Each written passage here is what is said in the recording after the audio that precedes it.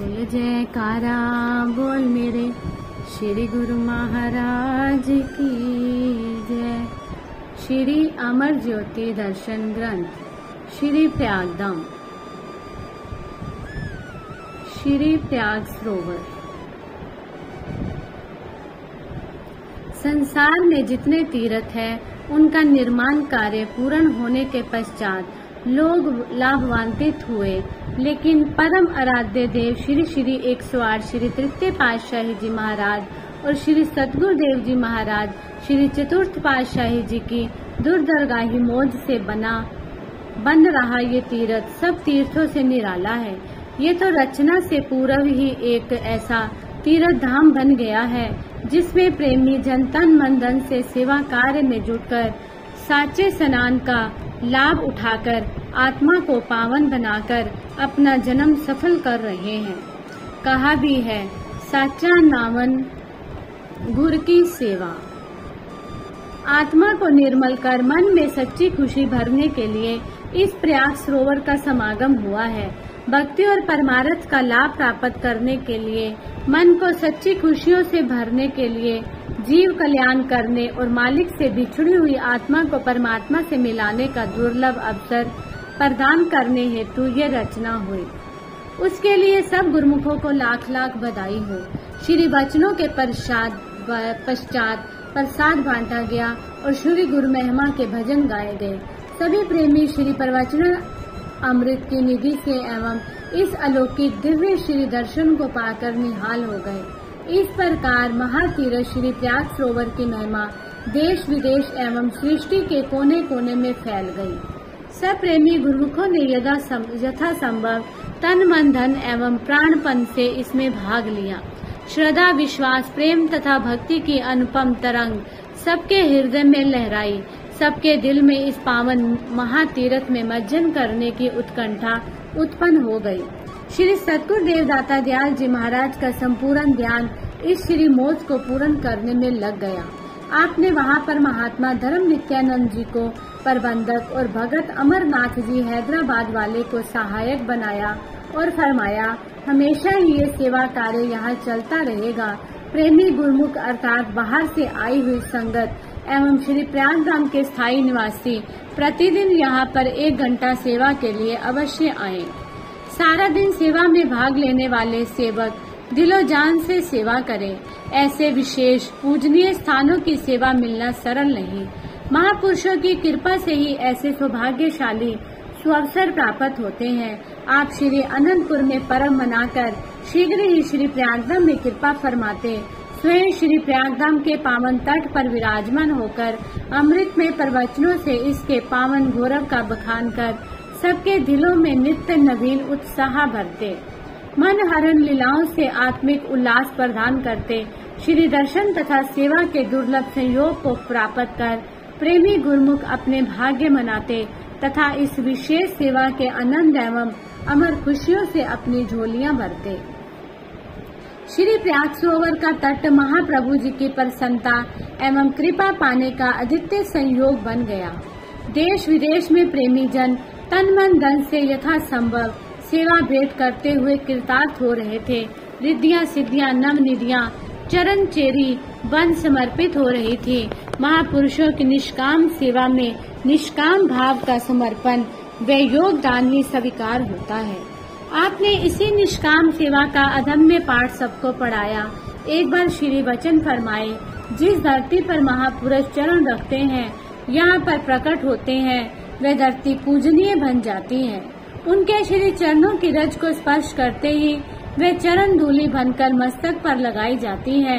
इन्हीं स्मृतियों को कायम रखने तथा युग युगांतरों तक सच्ची खुशियाँ प्रदान कर आत्म कल्याण का साधन जुटाने के लिए महापुरुष ऐसी रचना रचाते हैं और तीर्थ धाम बनाते हैं।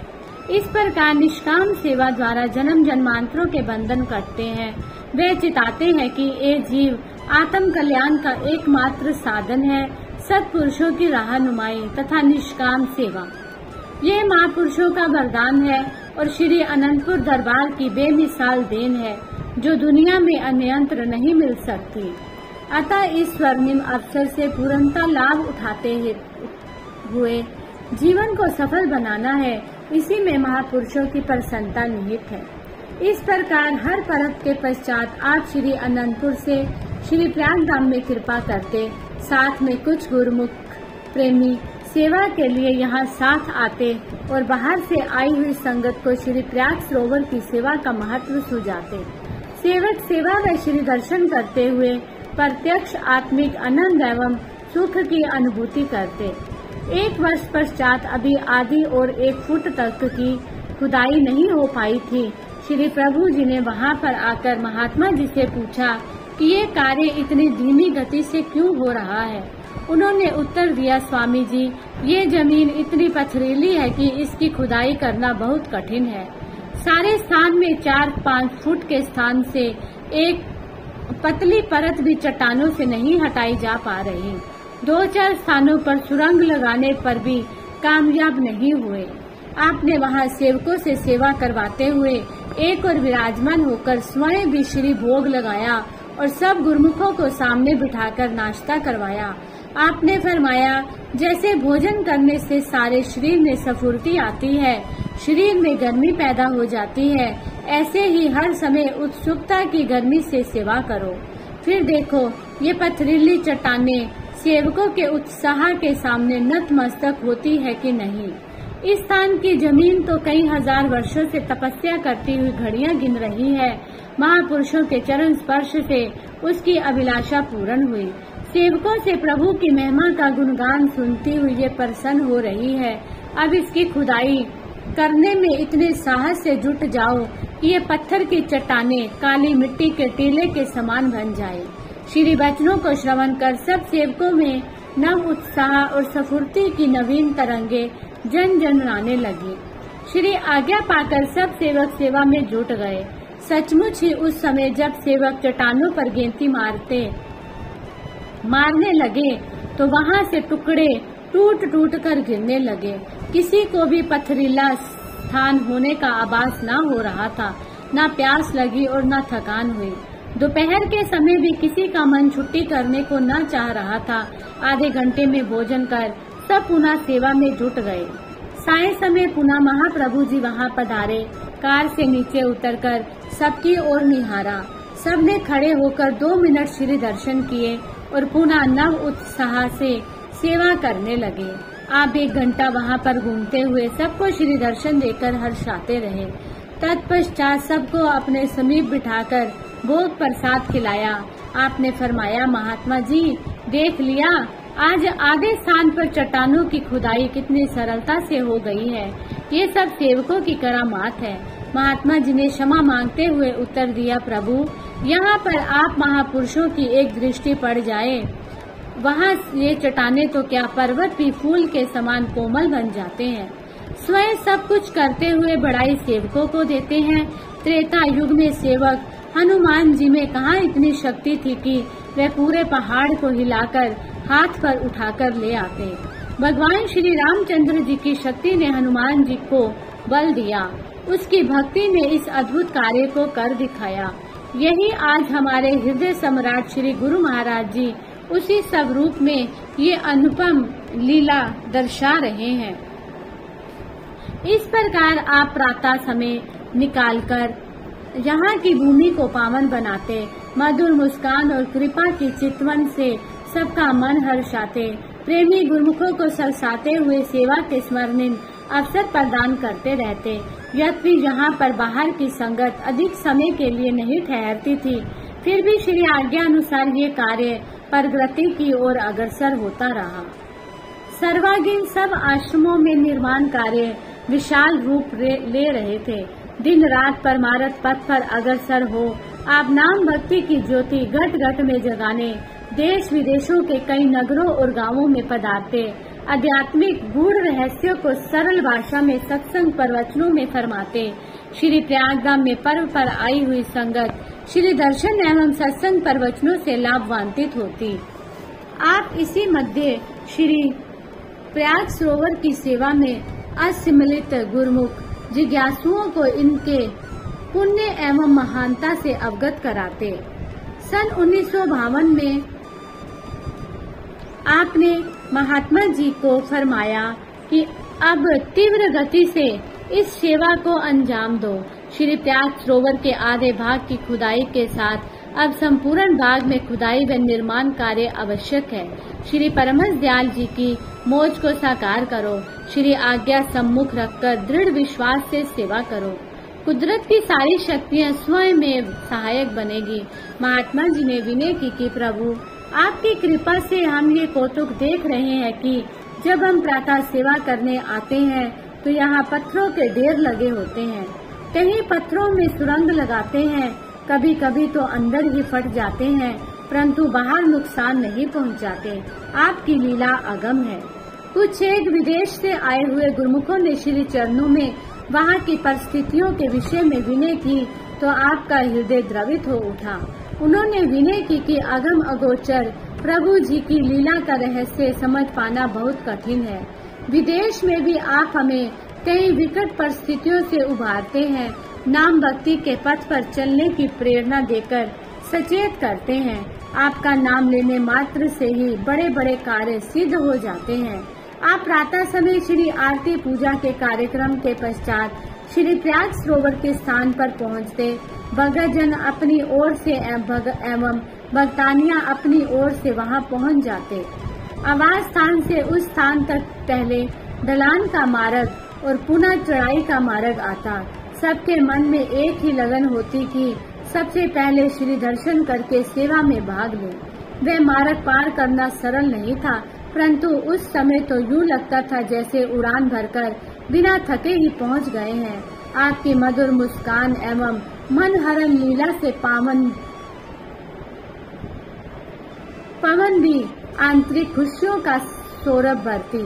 ऐसे अनमोल समय को पाकर शेष कुछ पाने को न रह जाता। असीमित को सीमित नहीं किया जा सकता। मन वाणी से परे इस उपमा को बखान नहीं किया जा सकता। आप भी समय समय पर सेवकों को सेवा भक्ति के प्रति कर्तव्य बोध करवाते एवं प्रवचन फरमाते। सत्पुरुषों की संगति में आने से कुदरती तौर पर जीव नाम और भक्ति की कमाई करके भव से पार हो जाता है, 84 से निजात हासिल कर लेता है। सत्पुरुषों की संगति में आना जरूरी और लाजमी है।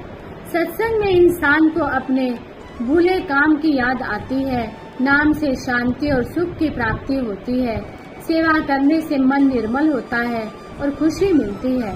सत्पुरुषों के दरबार की सेवा करने से इंसान को महान सुख मिलता है। यहाँ पर भी उसकी इज्जत होती है और मुक्ति हासिल करके मालिक के दरबार में सुरखरुई मिलती है। दोहा सुमिरन से सुख होते हैं, सुमिरन से दुख जाए। कह कबीर सुमिरन किए, साई माही समाये। मालिक का सुमिरन ध्यान करने से सुख मिलता है। अपने मन चित्त को सत्पुरुषों की संगति में लगाए रखने से जीवन सफल होता है। अगर इंसान संसार के सब काम काज करता हुआ अपनी सुरती को मालिक के चरणों से जोड़े रखता है तो उसे सुख और आनंद की प्राप्ति होगी। शरीर के निर्वाह के लिए भले ही काम करो, परंतु चित्त सदा मालिक के सुमिरन ध्यान में लगा रहे।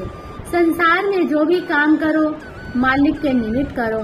संसार में रहते हुए अपनी सुरती को एकाग्र रखने से कभी दुख कलेश तुम्हें नहीं सताएगा। इसलिए इंसान को सेवा सुमिरन और नियमों के पालन में ही अपने समय को बिताना है। यही है अवसर, यही है वेला। नाम प्रभु का ध्याले तो अंत में होगा संगी साथी, परलोक का तोशा बना ले तू। गुरुमुखों, जो वक्त एक बार चला गया किसी कीमत पर, किसी यत्न व पुरुषार्थ से वापस नहीं आएगा। इसलिए इसी वक्त में काम आने वाले परलोक का तोशा बना लो। जो घड़ियां शेष हैं उन्हें नाम और भक्ति में लगाकर अपना काम पूरा कर लो, वरना वक्त चला जा रहा है। महापुरुषों ने जो साधन और नियम बनाए हैं उन पर अमल करोगे तो तुम्हारा जीवन सफल हो जाएगा और मकसद पूरा हो जाएगा। सन 1992 से दिसंबर 1994 तक श्री गुरु महाराज जी की मौज अनुसार श्री प्रयाग सरोवर का निर्माण कार्य बहुत तीव्र गति से अंतिम चरम तक पहुंच गया। इसी मध्य कितनी ही बार यहाँ पर स्वयं ही श्री सतगुरुदेव जी महाराज ने विराजमान होकर सबको पावन प्रवचनों से निहाल किया। कई बार सेवकों ने आपकी कृपा के एहसास को एक चमत्कार के रूप में प्रकट किया। एक बार आप श्री अनंतपुर में विराजमान थे। उधर श्री प्रयाग सरोवर में भक्तों के बीच में सेवा करते हुए एक भगत जी के सिर पर उड़ता हुआ एक भारी पत्थर आकर लगा और दूर जाकर गिर गया। भगत जी ने एकदम चकराकर आंखें बंद कर विनय की कि प्रभु, मुझे इस तीर्थ धाम श्री प्रयाग सरोवर में स्नान करने का अवसर अवश्य दें। आंखें खुली तो उसे ऐसा अनुभव हुआ कि जैसे कोई पक्षी का पंजा उसके सिर को छूकर चला गया हो। उस वक्त कुछ दूरी पर अन्य भक्तों ने देखा तो वह घबराए हुए दौड़कर उसके पास आए और पूछा कि चोट अधिक लगी है क्या? लगता है कि जैसे 2-4 दिन पहले किसी सुरंग में बारूद पड़ा होगा, वहीं से ये पत्थर आया है। आज तक ऐसा कुछ भी देखने में नहीं आया, ये अचानक कैसे हो गया? भगत जी ने उत्तर दिया, पहले तो मुझे ऐसा लगा कि जैसे ये मेरी जिंदगी का अंतिम क्षण हो।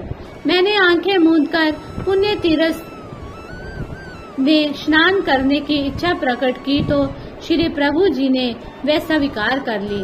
उस पत्थर ने मुझे कोई हानि ना पहुंचाई और कहीं दूर जा गिरा।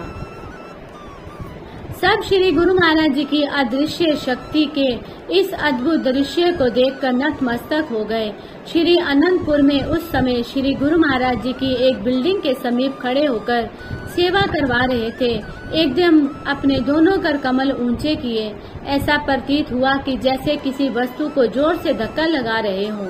समीप खड़े भक्तों ने ये अचंबा देखा और आश्चर्यचकित हो विनय की कि इसमें क्या रहस्य है।